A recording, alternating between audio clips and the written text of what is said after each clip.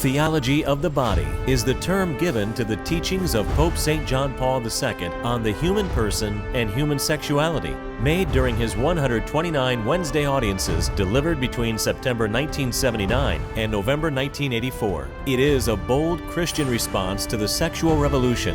It conveys the traditional truths of the faith and morals in a new, accessible, and relatable way.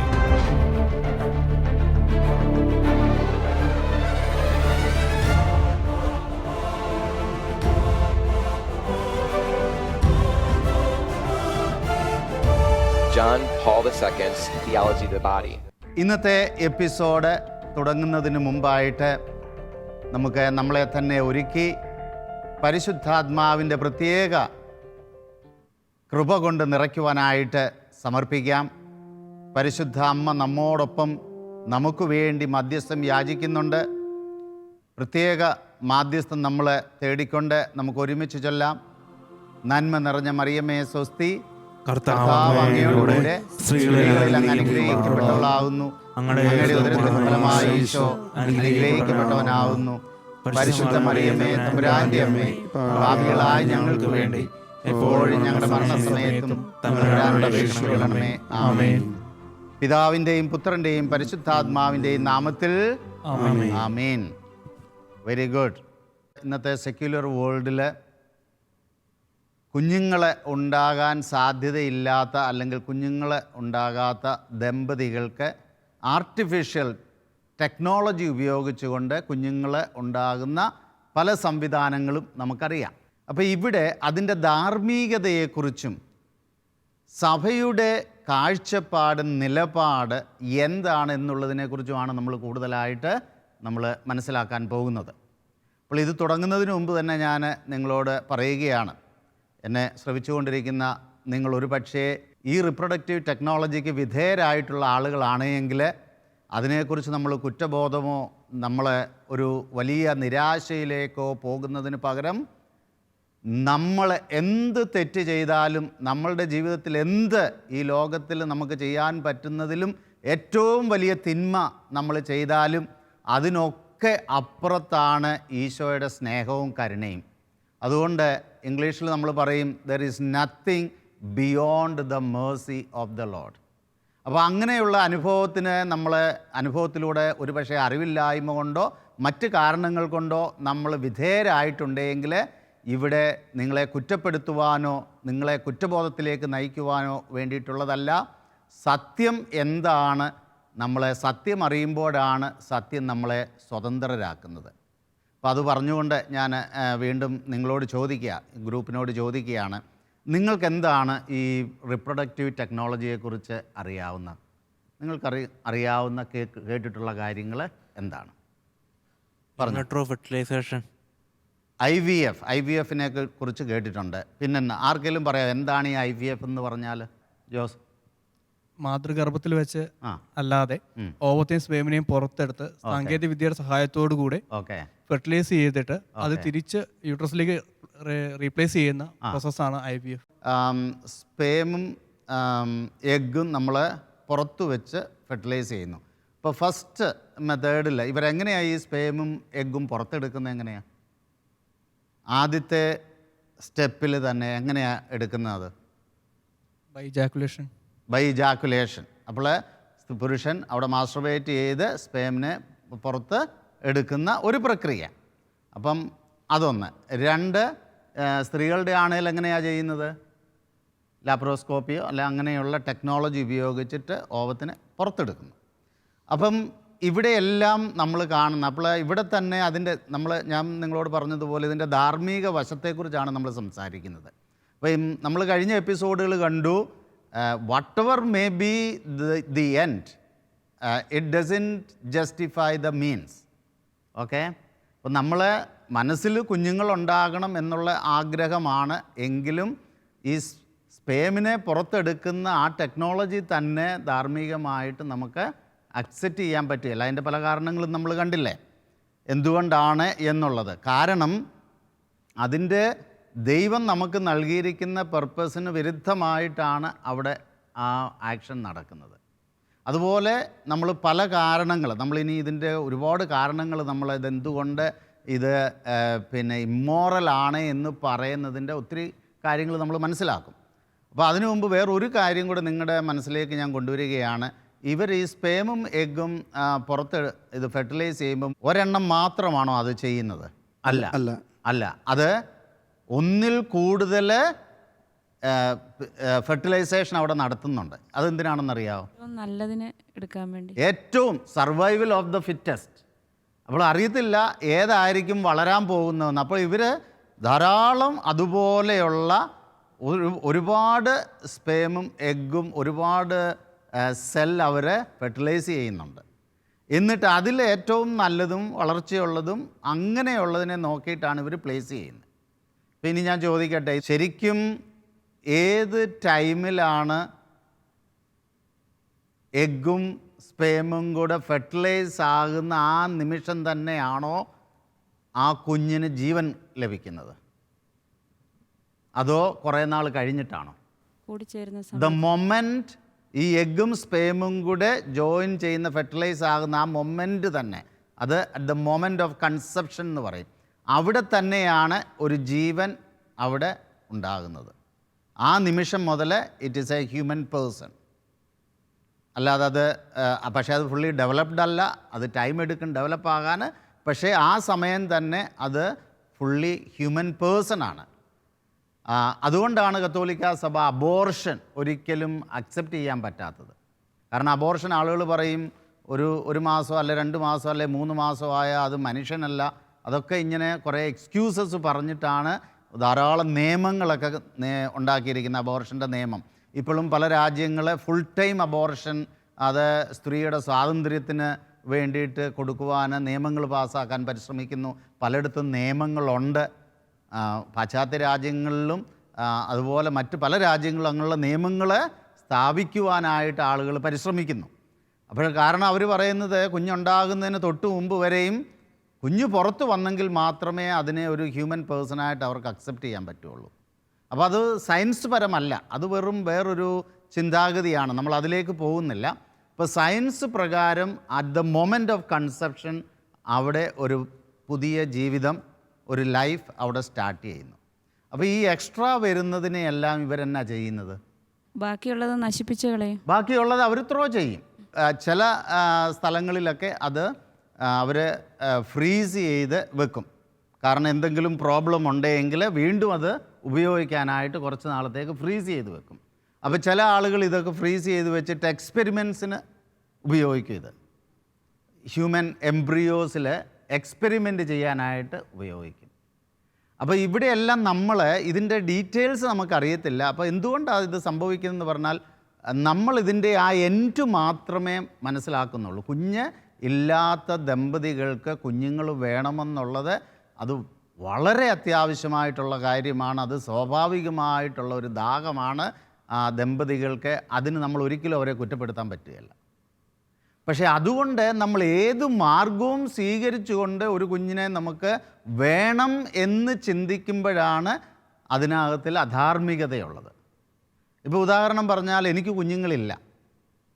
അപ്പോൾ ഞാനിങ്ങനെ നടന്നു നോക്കുമ്പോൾ എൻ്റെ അയൽപക്കത്ത് അവർക്ക് 2 കുഞ്ഞുങ്ങളുണ്ട്. അപ്പോൾ ഞാൻ എന്ത് ചെയ്യും? ഞാൻ പ്ലാൻ ചെയ്യുകയാണ്, സമയം കിട്ടുന്ന സമയത്ത് ഇവരില്ലാത്ത തക്കം നോക്കി അതിലൊരു കുഞ്ഞിനെ ഞാൻ അങ്ങ് മോഷ്ടിക്കുക. കാരണം എനിക്ക് കുഞ്ഞുങ്ങളില്ല, ഭയങ്കര ദാഹമാണ് എനിക്ക് കുഞ്ഞുങ്ങളെ വളർത്താനായിട്ട്. ഇവർക്ക് 2 കുഞ്ഞുങ്ങളുണ്ട്. അപ്പോൾ ഞാൻ എന്ത് ചെയ്യുന്നു?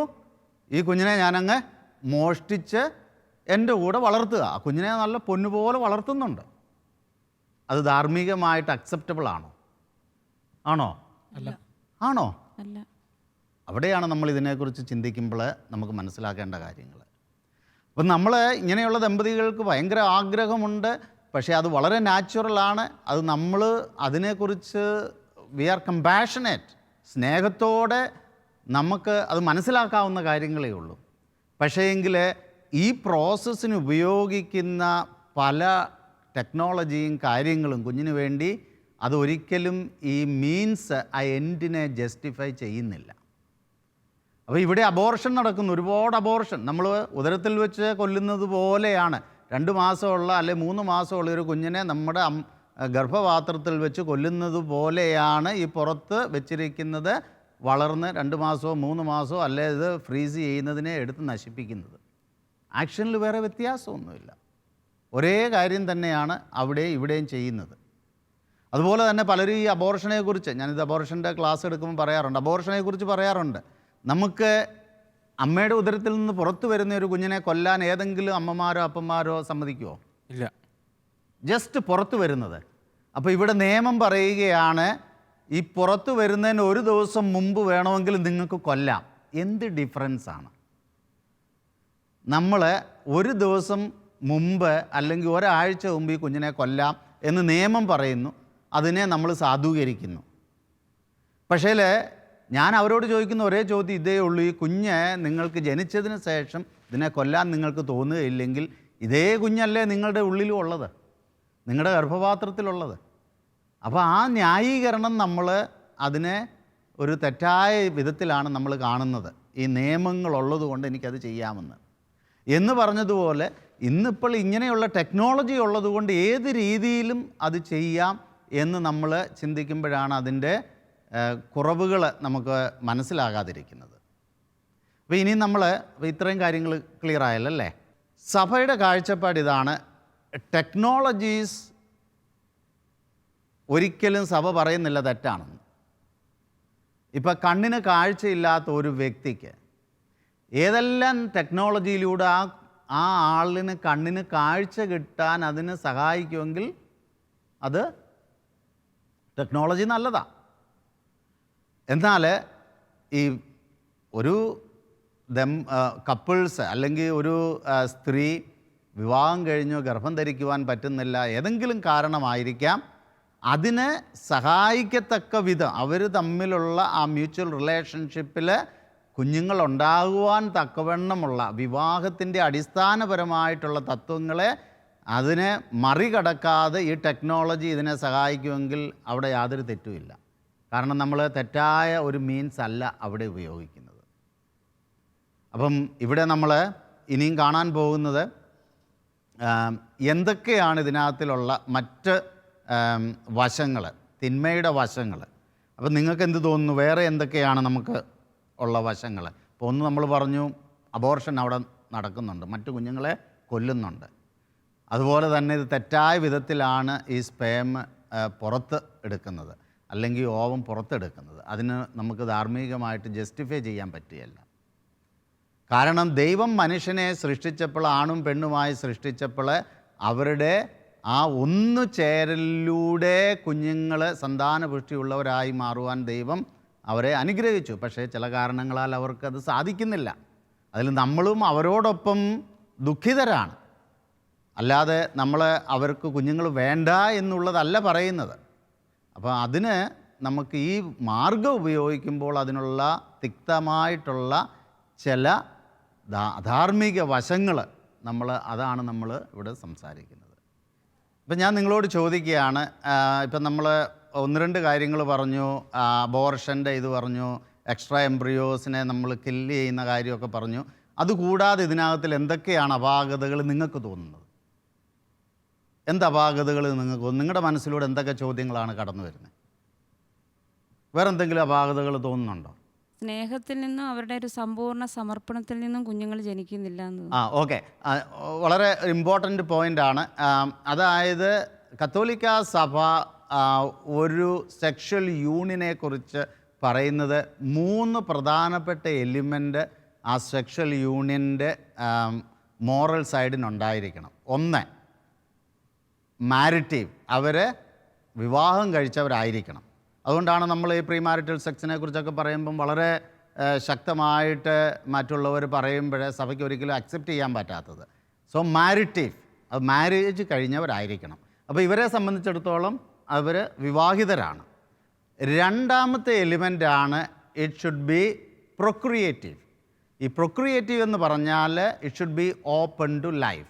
അപ്പോൾ ഈ സെക്ഷൽ യൂണിയന് എപ്പോഴും അത് ഒരു മൂന്നാമതൊരു ആൾ ഉണ്ടാകാനുള്ള സാധ്യതയ്ക്ക് നമ്മൾ ഓപ്പൺ ചെയ്ത് ഉള്ള ഒരാക്ഷൻ ആയിരിക്കണം. അതാണ് പ്രൊക്രിയേറ്റീവ് എന്ന് പറയുന്നത്. അതുകൊണ്ടാണ് കോൺട്രാസെപ്റ്റീവ് മെത്തേഡ്സ് സഭയ്ക്ക് ഉപയോഗിക്കുവാൻ പെർമിഷൻ കൊടുക്കാൻ സാധിക്കാത്തതിൻ്റെ കാരണം.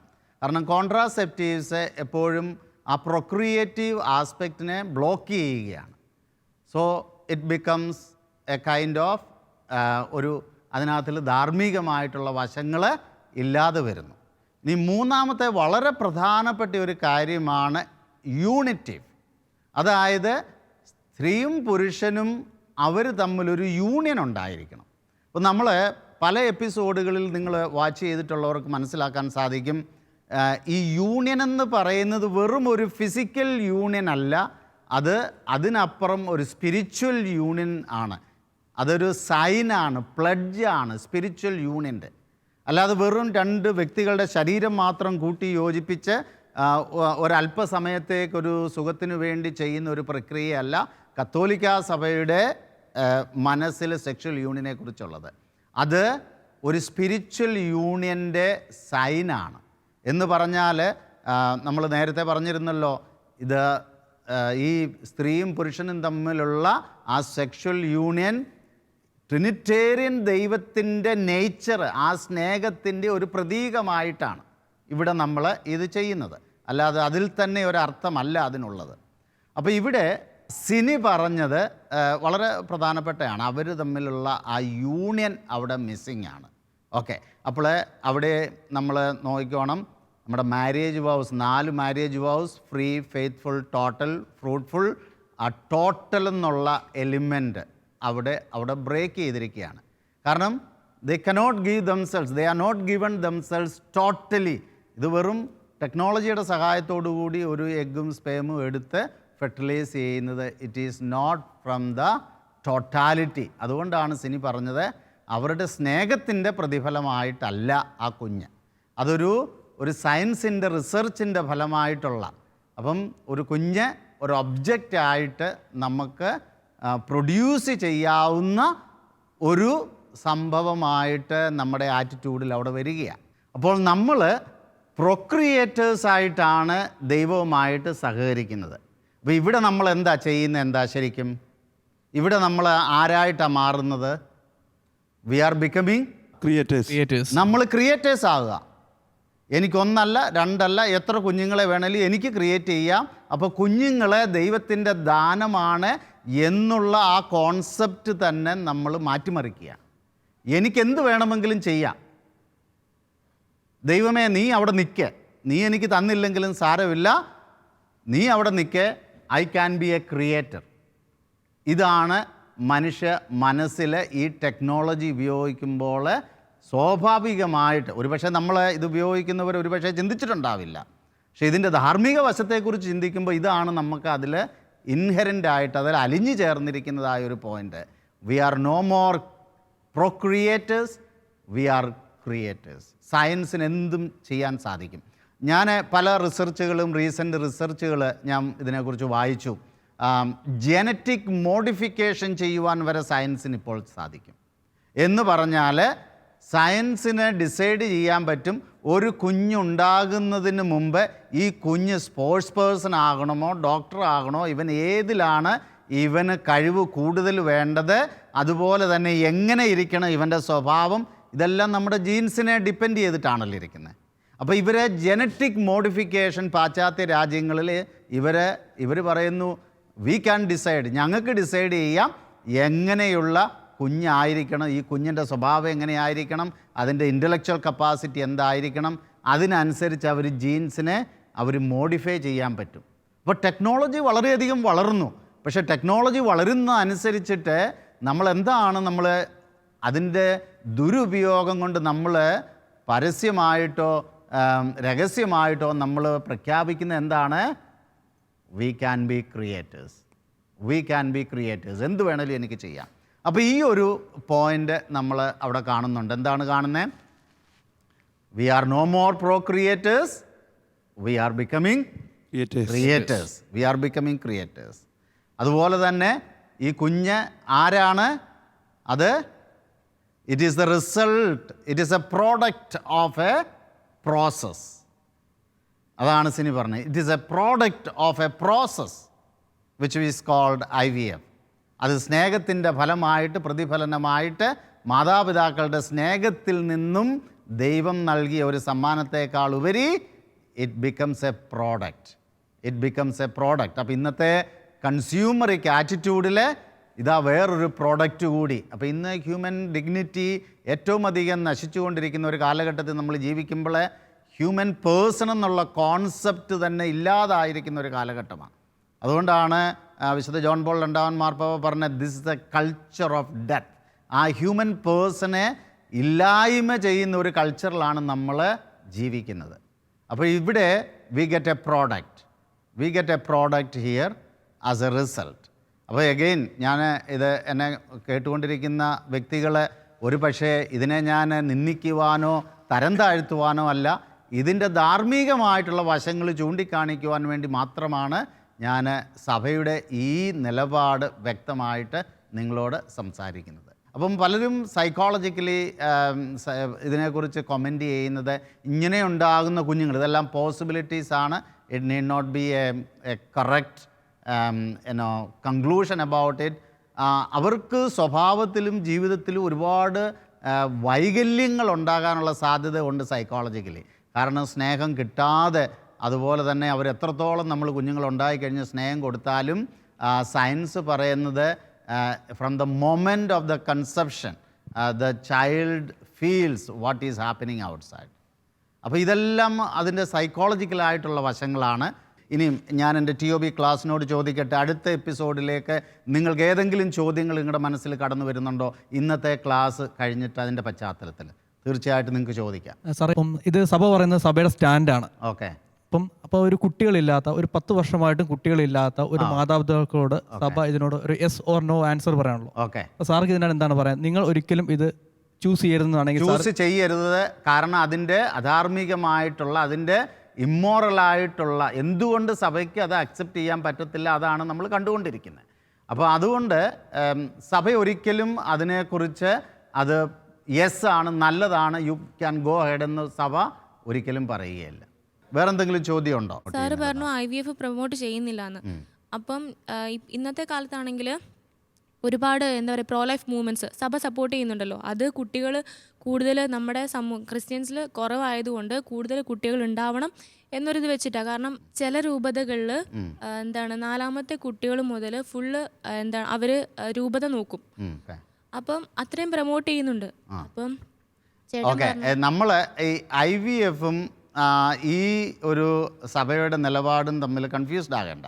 ഇപ്പം ഞാൻ പറഞ്ഞത് സഭ കൃത്യമായിട്ട് ആർക്കും ഇൻസ്ട്രക്ഷൻ കൊടുത്തിട്ടില്ല. കത്തോലിക്ക സഭ ജനറലി ഒരു കാറ്റഗിസം ഓഫ് ദ കാത്തലിക് ചർച്ചിലോ അല്ലെ ഏതെങ്കിലും എൻസൈക്ലിക്കലിലോ, നമുക്ക് ഒരുപാട് എൻസൈക്ലിക്കലുണ്ട് കുടുംബത്തെക്കുറിച്ച്, കുഞ്ഞുങ്ങളെക്കുറിച്ചൊക്കെ ഉള്ളത്. എങ്ങും ഒരു ജനറലായിട്ട് ഒരു പഠനം വന്നിട്ടില്ല. എല്ലാ ദമ്പതികൾക്കും, അതായത് കത്തോലിക്ക ദമ്പതികൾക്കും ഇത്ര കുഞ്ഞുങ്ങൾ വീതം വേണം എന്നുള്ളതല്ല പറഞ്ഞിരിക്കുന്നത്. അതേസമയം നമ്മൾ പറഞ്ഞല്ലോ ഹ്യൂമാനവിത്തെ, അതായത് ദ എൻസൈക്ലിക്കൽ ഓൺ ഹ്യൂമൻ ലൈഫ്, ഇതാണ് ഏറ്റവും കോൺട്രവേഴ്സ്യൽ ആയിട്ടുള്ള ഹ്യൂമാനവിത്തെ. അപ്പോൾ ഇതെടുത്തിട്ടാണ് ഈ പ്രോ ലൈഫുകാരും അതുപോലെയുള്ള മൂവ്മെൻറ്റുകാർ ഇതിനെക്കുറിച്ച് സംസാരിക്കുന്നത്. സഭയുടെ കാഴ്ചപ്പാട് ഇതാണ്, റെസ്പോൺസിബിൾ പേരൻറ്റ്ഹുഡ്. റെസ്പോൺസിബിൾ പേരൻറ്റ്ഹുഡ് നമ്മൾ ശരിക്കും മനസ്സിലാക്കി കഴിയുമ്പോൾ സഭ വളരെ ക്ലിയറായിട്ട് പല എലിമെൻറ്റ്സ് പറയുന്നുണ്ട്. എന്താണ് ഈ റെസ്പോൺസിബിൾ പേരൻറ്റ്ഹുഡ് എന്ന് പറയുന്നത്? അത് വെച്ചിട്ട് പേരൻസ് ഡിസൈൻ ചെയ്യാനാണ് പറയുന്നത്. കാരണം നമുക്ക് ഇന്നത്തെ കാലത്ത് 1 അല്ലെങ്കിൽ 2 കുഞ്ഞുങ്ങൾ ഒരു പക്ഷേ ഈ ഒരു കാലഘട്ടത്തിൽ ഒരു 10, 30, 40 വർഷം മുമ്പുള്ള ആ കാലഘട്ടം മുതൽ ഈ ഫാമിലി പ്ലാനിങ്ങും അങ്ങനെയുള്ളതും ഒക്കെ വന്നിട്ട് 1 കുഞ്ഞ് അല്ലെ 2 കുഞ്ഞ് എന്നുള്ള കോൺസെപ്റ്റ്. പക്ഷേ പുതിയ തലമുറയ്ക്ക് അതിൻ്റെ തിക്തഫലങ്ങൾ അവർക്ക് മനസ്സിലാവുകയും ചെയ്യുന്നു. ഒരു കുടുംബത്തിൽ വെറും 1 കുഞ്ഞ് മാത്രമേ ഉള്ളതും ഒരു കുടുംബത്തിൽ 3, 4 കുഞ്ഞുങ്ങളുള്ളതും തമ്മിൽ നിങ്ങൾക്ക് തന്നെ അറിയാം, നിങ്ങൾ ഇവിടെ ഉള്ളവർക്കറിയാം, എൻ്റയർലി ഡിഫറെൻറ്റ് കോൺസെപ്റ്റാണ്. ആ ഫാമിലി കോൺസെപ്റ്റ് തന്നെ അങ്ങ് മാറുകയാണ്. പക്ഷേ അതത്ര എളുപ്പമല്ല. ഇത് എളുപ്പമല്ല എന്ന് പറഞ്ഞാൽ ഒരു കുഞ്ഞിനെ വളർത്തുന്നത് പോലെ ഇന്ന് എക്കണോമിക് കണ്ടീഷൻ, സോഷ്യൽ കണ്ടീഷൻ, അല്ലെങ്കിൽ സ്കൂള്, ഇങ്ങനെയുള്ള ഒരുപാട് കാര്യങ്ങളുണ്ട്. അപ്പം ആളുകൾ എന്ത് പറയുമോ ഞങ്ങളെ കൊണ്ട് പറ്റുകയില്ല. പക്ഷേ എങ്കിൽ അതിൻ്റെ തിക്തഫലം ഇന്ന് നമ്മൾ ലോകം അനുഭവിച്ചുകൊണ്ടിരിക്കുകയാണ്. ഈ 1 കുഞ്ഞല്ല 2 കുഞ്ഞെന്നുള്ളത് നിങ്ങൾ നോക്കാം, നമ്മുടെ ചുറ്റും തന്നെ നോക്കാം. പ്രായമായ മാതാപിതാക്കളെ നോക്കാൻ ഒരു വ്യക്തികളും ഉണ്ടാവുകയില്ല. അവർ ഒന്നുകിൽ ഏതെങ്കിലും ഓൾഡ് ഏജ് ഹോമിൽ അല്ലെങ്കിൽ അവർ ഒറ്റയ്ക്ക് അവർക്ക് ജീവിക്കേണ്ടതായിട്ട് വരുന്നു. അതുപോലെയുള്ള പല തിക്തഫലങ്ങളുമുണ്ട്. അതുകൊണ്ട് പുതിയ ജനറേഷൻ മനസ്സിലാക്കി ഞങ്ങൾക്ക് ഒരു കുഞ്ഞ് പോരാ, ഞങ്ങൾക്ക് 2 പോരാ, എത്ര ബുദ്ധിമുട്ടുണ്ടെങ്കിലും ഞങ്ങൾക്ക് 3 അല്ലെ 4 അവർക്ക് സാധിക്കുന്ന വിധത്തിൽ പ്രോ-ലൈഫുകാർ അത് പ്രൊമോട്ട് ചെയ്യുന്നു, അതിനെ ഹെൽപ്പ് ചെയ്യുന്നു, സപ്പോർട്ട് ചെയ്യുന്നു. പല ഡയോസിസുകളും അതിനെ സപ്പോർട്ട് ചെയ്യുന്നു. അപ്പോൾ ചില ഡയോസിസുകളിൽ 3 അല്ലെങ്കിൽ 4 കുഞ്ഞുങ്ങൾക്ക് മേലെ ഉണ്ടെങ്കിൽ അവർക്ക് അവാർഡ് കൊടുക്കുന്നു. It is A kind of encouragement and appreciation for them. അതുകൊണ്ട് സഭ പറയുന്നില്ല എല്ലാവർക്കും 4 കുഞ്ഞുങ്ങളില്ലെങ്കിൽ ഇനി നാളെ മുതൽ നിങ്ങൾ പള്ളി വരേണ്ടെന്നൊന്നും സഭ പറയാൻ പറ്റുകയില്ല. It is a discernment of the responsible parenthood. കാരണം നമ്മൾ തീയിൽ തൊട്ട് നമ്മൾ അതിൻ്റെ തിക്തഫലം അനുഭവിച്ചു കൊണ്ടിരിക്കുന്നുണ്ട്. ഈ തലമുറ ഞങ്ങൾക്ക് ഇത് അനുഭവിക്കുവാൻ ഇതിങ്ങനൊരു അവസരം ഉണ്ടാകരുത് എന്നത് ബോധ്യപ്പെട്ട യുവതി-യുവാക്കൾ വിവാഹം കഴിക്കുന്നവരാണ് മുന്നോട്ടേക്ക് വന്നിട്ട് ഇതിനു വേണ്ടി പ്രവർത്തിക്കുക, ഇത് മറ്റുള്ളവരെ ബോധ്യപ്പെടുത്തുകയും ചെയ്യുന്നത്. അത്രയും ഡിഫറൻസേ ഉള്ളൂ. ക്ലിയർ ആയോ? ഓക്കെ സാർ, അങ്ങനെയാണ് 2 ഡൗട്ട് ചോദിച്ചോട്ടെ. സാറും പറഞ്ഞ 2 കാര്യത്തിനകത്ത് പറയുന്നുണ്ട് 4 കുട്ടികൾ വേണമെന്ന് സഭയിൽ എവിടെ ലിഖിതമായിട്ടുള്ള ഒരു നിയമം ഉള്ളതായിട്ട് പറയുന്നില്ല. ഇല്ല. പിന്നെ ആദ്യ വാക്കിൽ തന്നെ സാറ് പറയുന്നുണ്ട് ഈ പേരൻസ് വയസ്സായി കഴിയുമ്പോൾ അവരെ നോക്കാൻ കുട്ടികളില്ല. അപ്പോൾ അതേപോലെയാണ് കുട്ടികളില്ല. സഭയെന്ന് പറയുന്നത് ഞാൻ ചോദിക്കട്ടെ, സഭയ്ക്ക് ഒരിക്കലും അങ്ങനെ പറയാൻ പറ്റത്തില്ല. അപ്പം സാറ് പറഞ്ഞ 2 കാര്യങ്ങൾ ഇതാണ്. സഭയിൽ പറഞ്ഞിട്ടില്ല, എഴുതി ഒരു നിയമമില്ല 4 കുട്ടികൾ വേണമെന്നുള്ള നിയമം ഉണ്ടെന്ന് സഭയിലില്ല, അത് എവിടെ എഴുതിയായിട്ടില്ല. അത് കഴിഞ്ഞ് സാറ് പറയുന്നുണ്ട് മാതാപിതാക്കൾ പ്രായമാകുമ്പോൾ അവരെ നോക്കാനായിട്ട് 2 കുട്ടികൾ ഉണ്ടായിട്ട് തന്നെ ഒരാളും ഇല്ല എന്ന്. അപ്പം ഇതേ ഒരു ചാൻസ് IVF-ലൂടെയോ അല്ലെങ്കിൽ മറ്റേതെങ്കിലും മെഡിക്കൽ സപ്പോർട്ടോട് കൂടിയോ ഒരു കുട്ടിയെ ഉണ്ടാക്കാൻ ചാൻസ് ഉണ്ട്. അപ്പോൾ അവർക്കതൊരു പ്രതീക്ഷയല്ല, എൻ്റെ പ്രായത്തിൽ എന്നെ നോക്കാൻ ഒരു കുട്ടി ഉണ്ടാവുന്ന അവർക്ക് പ്രതീക്ഷയല്ല. അതും IVF നമ്മൾ കൂട്ടിക്കുഴയ്ക്കരുത്. IVF എന്തുകൊണ്ട് സഭയ്ക്ക് അനുവദിക്കാൻ പറ്റുകയില്ല എന്ന് പറയുന്നത് ഇതാണ് കാരണം. The end doesn't justify the means. Okay, അതൊരു കാര്യം നമ്മൾ മനസ്സിൽ വെക്കുക. ഈ IVF ഉപയോഗിച്ചുകൊണ്ട് ഇപ്പം നമ്മൾ ആരും ആഗ്രഹിക്കുന്നില്ല വിവാഹം കഴിഞ്ഞ് ഏതെങ്കിലും ദമ്പതികൾക്ക് കുഞ്ഞുങ്ങൾ ഉണ്ടാകരുതെന്ന് നമ്മൾ ആരും ആഗ്രഹിക്കുന്നില്ല. അവർക്ക് വേണമെന്നാണ് നമ്മളും ആഗ്രഹിക്കുന്നത്, സഭയും ആഗ്രഹിക്കുന്നത്. പക്ഷെ for some reasons it is not happening. അതുകൊണ്ട് അവരെ നമ്മൾ നിരുത്സാഹപ്പെടുത്തുകയോ നമ്മൾ തരം താഴ്ത്തുകയോ ചെയ്യുക എന്നുള്ളതല്ല അതിൻ്റെ അർത്ഥം. അധാർമികമായിട്ടുള്ള, അതായത് തെറ്റായ മാർഗത്തിലൂടെ കുഞ്ഞുങ്ങളെ പ്രൊഡ്യൂസ് ചെയ്യുവാനുള്ള, അതായത് അതിനകത്തിൽ സഭയുടെ എല്ലാ മൂല്യങ്ങൾക്കും തകർച്ചയുള്ള, അവരുടെ വിവാഹ വാഗ്ദാനങ്ങൾക്ക് തന്നെ തകർച്ചയുള്ള അങ്ങനെയുള്ള മാർഗങ്ങൾ ഉപയോഗിക്കരുത് എന്ന് മാത്രമേ സഭ അവിടെ പറയുന്നുള്ളൂ. അല്ലാതെ സഭ ഒരിക്കലും അവർക്ക് കുഞ്ഞുങ്ങൾ ഒരിക്കലും ഉണ്ടാകരുത്, നിങ്ങൾക്ക് കുഞ്ഞുങ്ങളില്ലേ വേണ്ട, നിങ്ങൾ ഒറ്റയ്ക്ക് ജീവിക്കുക എന്നുള്ളൊരു ആറ്റിറ്റ്യൂഡല്ല, ഒരു കമ്പാഷനേറ്റ് ആറ്റിറ്റ്യൂഡാണ്. മനസ്സിലായില്ലേ? ഓക്കെ, അങ്ങനെയാണ് നമുക്ക് എന്തെങ്കിലും സഭയ്ക്ക് എന്തെങ്കിലും ഒരു റിട്ടേൺ ബൈബിൾ ഉണ്ടോ ഇതിന് against or the medical treatment? അതാണ് ഈ സഭയുടെ നിലപാടാണ്. ഈ സഭയുടെ റിട്ടേൺ പഠനങ്ങളാണ് ഈ എപ്പിസോഡിലൂടെ നമ്മൾ തുറന്നു വെച്ചത്. നമ്മൾ മാരേജ് ഈ പറയുന്ന പോയിന്റ്സ് മുഴുവനും സഭയുടെ റിട്ടേൺ പഠനങ്ങളാണ്. അങ്ങനെയാണ് ആ അമാൻമെന്റ്സും അല്ലെങ്കിൽ ആ കൊട്ടേഷൻസും ഒന്ന് പറയുവാണെങ്കിൽ നമുക്കത് ക്ലാരിഫൈ ചെയ്തു. അപ്പം സഭയ്ക്ക് അതിന് ഹ്യൂമാന വിത്തെ വളരെ കൃത്യമായിട്ട് ഒരു എൻസൈക്ലിക്കൽ 1968 നമ്മുടെ വിശുദ്ധ പോൾ 6 മാർപ്പാപ്പ പുറപ്പെടുവിച്ച ഹ്യൂമാന വിത്തെ എന്ന് പറയുന്ന ഒരു എൻസൈക്ലിക്കൽ ഉണ്ട്. അതാണ് ആധികാരികമായിട്ടുള്ള പഠനം. അതിനുശേഷം ജോൺ പോൾ 2 മാർപ്പാപ്പ നമ്മുടെ തിയോളജി ദ ബോഡിയിൽ അത് കുറേ കൂടെ സബ്സ്റ്റാൻഷിയേറ്റ് ചെയ്ത് പറയുന്നുണ്ട്. അപ്പം നിങ്ങൾ ഹ്യൂമാന വിത്തയിൽ കോൺട്രാസെപ്ഷനെക്കുറിച്ചും റിപ്രൊഡക്റ്റീവ് ടെക്നോളജിയെക്കുറിച്ചും ക്ലിയർ ആയിട്ട് ഉള്ള സഭയുടെ സ്റ്റാൻഡ് അതിൽ കൊടുത്തിട്ടുണ്ട്. അപ്പോൾ അവിടെ ഡോക്യുമെൻ്റ് ഉണ്ട്, നമുക്കറിയാൻ വയ്യാത്തതാണ് നമ്മുടെ കുഴപ്പം. സാർ പറഞ്ഞല്ലോ സഭ അധാർമികപരമായതുകൊണ്ട് സപ്പോർട്ട് ചെയ്യുന്നില്ല, IVF പോലുള്ള സപ്പോർട്ട് ചെയ്യുന്നില്ല.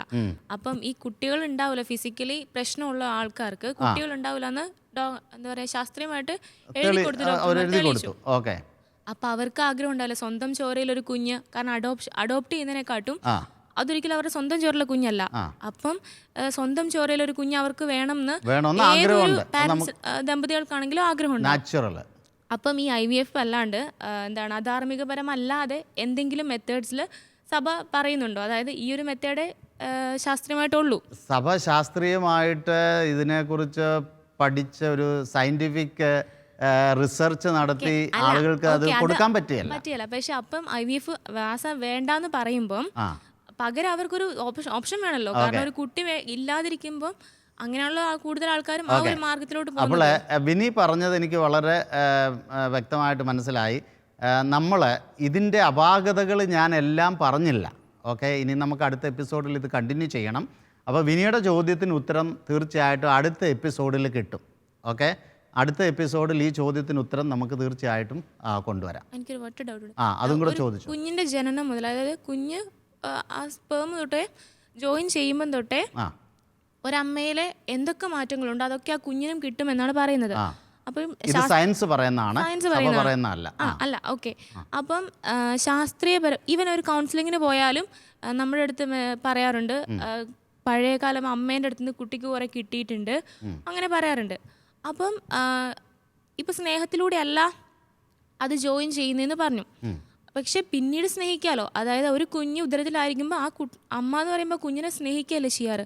അപ്പോൾ ആ സ്നേഹം കിട്ടായിക അവിടെ നമുക്ക് നികത്താലോ, ആ ഒരു കുറവ് നികത്താലോ. തീർച്ചയായിട്ടും. പക്ഷെ എന്തെങ്കിലും ഇങ്ങനെ കുഞ്ഞുങ്ങളെ ഉണ്ടാക്കുന്നത് മൂലം ആ കുഞ്ഞിന് വേറെ എന്തെങ്കിലും പ്രശ്നങ്ങൾ ഉണ്ടാവുമോ?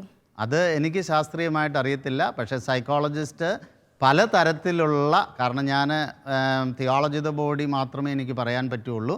പക്ഷേ സൈക്കോളജിസ്റ്റ് അതിൻ്റെ പല ദൂഷ്യവശങ്ങളും ചൂണ്ടിക്കാണിച്ചിട്ടുണ്ട്. അപ്പോൾ ഏത് സയൻസിൻ്റെ കണ്ടുപിടുത്തത്തിനും അതിൻ്റേതായ ഗുണവുമുണ്ട് ദോഷവുമുണ്ട്. ഓക്കെ, അപ്പോൾ നമുക്ക് കൃത്യം ഇന്നതൊക്കെയാണ് അതിൻ്റെ ഗുണം ദോഷം എന്നുള്ളതിനേക്കാൾ ഉപരി അത് എന്തുകൊണ്ട് ധാർമ്മികമായിട്ട് സഭയ്ക്ക് അക്സെപ്റ്റ് ചെയ്യാൻ പറ്റുന്നില്ല, ഈ ഒരു കാര്യമാണ് നമ്മളിവിടെ ഹൈലൈറ്റ് ചെയ്ത് പറയുന്നത്. അപ്പോൾ വേറെ എന്താണ് അതിനുള്ള ഫോം വഴികൾ നമ്മൾ അടുത്ത എപ്പിസോഡിൽ വീണ്ടും നമ്മൾ ഇങ്ങനെയുള്ള ദമ്പതികൾക്ക് സഭയുടെ എന്താണ് ആഹ്വാനം, സഭ അവരോട് എന്താ പറയുന്നത്, ഇങ്ങനെ അവർക്ക് കുഞ്ഞുങ്ങളുണ്ടാകാൻ പറ്റുന്നില്ല, എന്താണ് സഭ അവരോട് ആവശ്യപ്പെടുന്നത്. അപ്പോൾ ഇങ്ങനെയുള്ള കാര്യങ്ങൾ നമ്മൾ അടുത്ത എപ്പിസോഡിൽ ഇനി നമുക്ക് സംസാരിക്കാൻ പറ്റും. നിങ്ങളുടെ വിലപ്പെട്ട അഭിപ്രായങ്ങളും നിർദ്ദേശങ്ങളും സംശയങ്ങളും ഞങ്ങളെ അറിയിക്കുക. info@tobforlife.org. മാതാപിതാക്കളെ വളരെ ദാഹത്തോടുകൂടി കുഞ്ഞുങ്ങളെ ആഗ്രഹിക്കുന്നു, അവർക്ക് ലഭിക്കുന്നില്ല. പക്ഷേ ഈ ടെക്നോളജി സഭ യെസ് പറയുന്നില്ലെങ്കിൽ വേറെ എന്താണ് ഓൾട്ടർനേറ്റീവ്? അതുപോലെ ഇങ്ങനെ ഉണ്ടാകുന്ന കുഞ്ഞുങ്ങൾക്ക് അവരുടെ ഡിഗ്നിറ്റി എന്താണ്, അവർക്ക് കൂദാശകൾ സ്വീകരിക്കുവാൻ പറ്റുമോ, ഇങ്ങനെയുള്ള പല ചോദ്യങ്ങൾക്കും ഉത്തരമായി നമ്മൾ അടുത്ത എപ്പിസോഡിൽ വീണ്ടും കാണുന്നു. അതായത് ഈ എപ്പിസോഡിൻ്റെ തുടർച്ചയായിട്ട് IVF അല്ലെങ്കിൽ മറ്റ് റിപ്രൊഡക്റ്റീവ് ടെക്നോളജീസിന് സഭ നോ പറയുന്നതിൻ്റെ എല്ലാ കാരണങ്ങളും നമ്മൾ വിശകലനം ചെയ്തുകൊണ്ട് അടുത്ത എപ്പിസോഡിന് വേണ്ടി കാത്തിരിക്കുക. John Paul II's Theology of the Body.